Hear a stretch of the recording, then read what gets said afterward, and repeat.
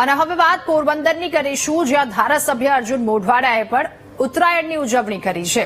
કાર્યકર્તાઓ સાથે પતંગ ચગાવી લોકોને મકર સંક્રાંતિની શુભકામનાઓ તેમણે પાઠવી। વિકાસનો પતંગથી વધુ ઉપર જશે તેવું અર્જુન મોઢવાડિયાએ જણાવ્યું છે। ભારતીય જનતા પાર્ટીની સરકાર અત્યારે વિકાસનો પતંગ છે એ આકાશભણી અનંત જે આપણી સંભાવનાઓ છે એ સંભાવનાઓને સાકાર કરવા માટે ઉભી રહ્યો છે। ત્યારે 2048માં વિકસિત ભારતનો જે સંકલ્પ થયો છે એ સંકલ્પને સાકાર કરવા માટે થઈ અને આજના દિવસ એના માટેનો પણ સંકલ્પ લેવાનો દિવસ છે।